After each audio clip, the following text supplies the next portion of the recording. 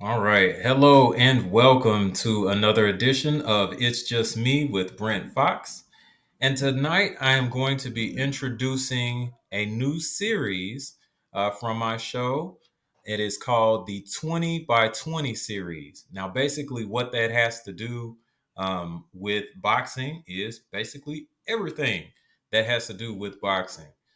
Tonight, I'll be discussing upcoming matchups and basically breakdowns of the matchups themselves. So, just taking a look here at fightnews.com, who supplies me with, boxing news and things of that nature. They're a very reliable source, fightnews.com. So basically, I'm looking here, and for Saturday, July 25th, they list Josh Kelly versus Gabriel Corzo. Of course, that's going to be a fight at 154. With that particular fight, I'm not going to lie, I did not look too much into it. I do know who Josh Kelly is, vaguely Mr. Gabriel Corzo. I do know Mr. Corzo is a tough veteran who can test upcoming prospects and guys basically on their way up or in a crossroads type fight. So hopefully, if it goes according to plan for his promoters, then Josh Kelly will probably have a hard fought unanimous decision win on Saturday. Now, the other July 15th matchups with an S are very exciting. The first one that I want to go over is Alicia Baumgardner versus the only woman to defeat her professionally in Christina Lindentardo. Um, that fight, I believe, is going to be taking place in Detroit, and it's going to be on the Zones network, I believe, that night. I think Josh Kelly and Gabriel Corzo are going to be on in the afternoon. Mrs. Bumgarner is going to be on that particular night. So I really look forward to seeing how Mrs. Baumgardner is going to defeat um, Christina Lindentardo, the only woman that handed her a defeat in her professional career. Um, I look, I look for dominance in this particular fight. There should, and I'm not dismissing Lyndon Tardo's skills or anything like that, or talent, but I basically feel that Mrs. Bumgarner has come miles and miles away from where she once was when she suffered that defeat. And to be quite honest with you, I don't expect this to even be close. I expect either a late stoppage. Um, Usually, I think the females have like 10-round fights. So, excuse me, I look for probably something maybe in round seven, possibly eight, and then she's basically gonna get Linda Tardo out of there. Now, with the other matchup that's going on Showtime, which is Frank Martin versus Ardum Harutyunyan. Um, Guys, do not underestimate Harutyunyan. I have looked at a few of his fights before I started the show. This guy is fundamentally sound, and he is a very hard body puncher. And the guy was also a medalist in the Olympics, I believe. It may have been the 2012 Olympics, if I'm not mistaken. But this guy is actually a very, very hard body puncher. He's an orthodox fighter, and he, of course, has a good right hand. Um, and Frank being a southpaw, that dynamic is there. Um, so I honestly expect a good hard fight. Um, I don't think that Haru Tunyon is going to come in here and lay down and get knocked out early or anything like that. As a matter of fact, if there is a stoppage, it is going to be late. I I predicted earlier that maybe Frank Martin may get him out probably round 8, but I'm pushing that to round 10. I think Howard Tunyon is that is that skilled and that good. I think that he's going to give Frank Martin a fight for as long as it actually lasts. But I think that Frank's slickness, his ability to create spacing, create angles, and his combination punching, um, especially later on in the fight, is probably going to be a little too much for Haratunian. Now, Haratunian is tough, okay? That guy plays no games. He gets in there, and if you're a lesser competition than him, he does what he's supposed to do and he gets you up out of there. But I really think that this guy is going to be a tough customer. So do not, and I repeat, do not expect him just to get in there, get knocked out early, and then Frank Martin has, other things to do after that. I think it's going to be a hard fought battle. Um, that being said, again, I do have Frank Martin by either late stoppage or a unanimous decision. Now, moving on to another fight, which is probably going to be taking place next Saturday, July the 22nd, which is a very important day. I have family members who have a birthday on that day. Now, George Kambosos is going to be back in action versus Maxie Hughes. This particular fight is going to be a very close fight, period. I don't think either one of them is going to knock the other out. I don't think. I don't think that there's enough power in either one of them to either set the tone for the fight or to completely eliminate the guy that's in there.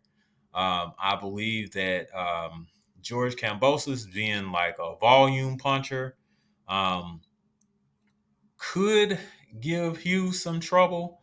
But I also believe that Hughes, being a being a solid combination artist and also relatively good at defense, I think that he kind of gives Cambosis a bit of a hard time, especially to start off with. But I think that Cambosis, if he kind of maintains himself, I see him actually getting well, maybe a split decision in this particular fight. I think it's either going to be split or unanimous, one of the two. But I do have George Cambosis winning. Now, there are some comments that I do need to walk back as far as Mr. Cambosis goes. Prior to a fight with Devin Haney, George Kambosis did some very unfavorable things, and it really upset me because some of those things he and his wife were doing were derogatory towards the black community. Whether it was their intention or not, it still was derogatory towards the black community. Um, that upset me, and I said things like, "Oh, I hope George Kambosis really gets beat up, and so much so that he twitches on the canvas." I will walk those particular comments back. Just like any other professional doing their job, George Kambosis Jr. Has a job to do in that particular ring, and wishing harm or serious injury or possibly even death is not becoming of somebody like me. I should have not. I should have, even though I was caught up with emotion, I should not have done that. So to the Cambosises, or Cambosis, or however it's pronounced plural, I apologize. Um, Now, on to a fight that I particularly am very, very, very excited about. Stephen Fulton is actually going to be taking on Monster Inoue. July 25th on ESPN Plus. Now, since the fight is actually in Japan, I believe it's going to be at some very early ungodly hour, probably around 4:30 or 5 a.m. That particular morning. Um, Most experts, quote unquote, have Inoue winning either by unanimous decision, and some people surprisingly have him by knockout. Believe that. I don't believe that Inoue is going to knock Fulton out. As a matter of fact, I don't think Inoue is actually going to win the fight. I believe that Stephen Coolboy Fulton has enough tools in his tool bag, and more importantly, more prominent fighters on his resume whom he's defeated, despite the low KO percentage, um, that he's actually defeated, than Monster Inoue. Monster Inoue, looking at his box rec, there are maybe a handful of familiar names. The familiar names include, of course, Jason Maloney, Nonito Donaire. There was, I believe, where was Neves? Um, yes, Antonio Neves and Juan Carlos Payano. Um, I do, um, I do recognize those particular names. But if we go over here to Stephen Fulton, there are some names that I could just go off the top of my head. He had a fight with Brandon Figueroa, which was a very good fight. Angelo Leo, which I am very familiar with.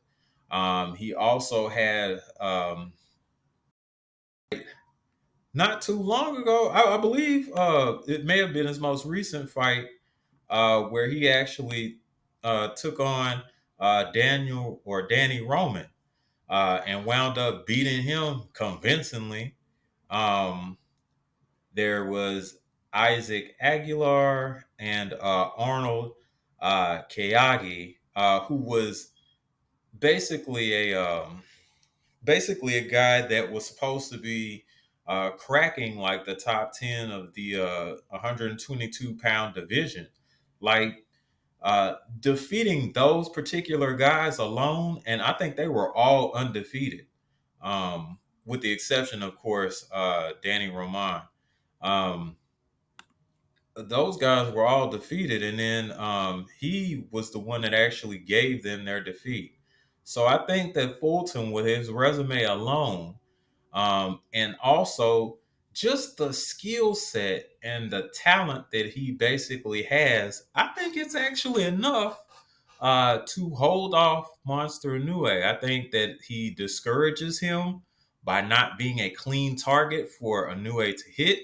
I think that even though the KO percentage is low, I think that some of the shots that he takes from certain angles may actually surprise Monster Inoue.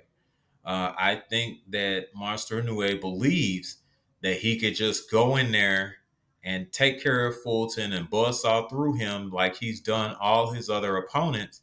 And then once he finds out that that is not true and that there's an answer for some of those brutal, brutal combinations that he actually throws, then, he, excuse me, he's going to, he's not going to like the results. Um, I sincerely believe that Fulton actually comes out on top, barring anything drastic. And of course, you all know what that means. Um, Barring anything drastic, I think that Fulton actually comes out on top and he surprises a lot of people. Now, what's going to be very interesting is how the pound for pound ratings are actually going to be judged by this upset, um, once it happens. Will will ESPN finally do the right thing? No Spike Lee, and make sure that Fulton is at the top of that list, since he defeated their guy, or will it be some formality that will not allow him on the list at all? I guess we would have to stay tuned to find out, won't we? Speaking of such, that concludes the show for now. I'm Brent Fox. It's just me, and thank you for listening. Y'all have a great night.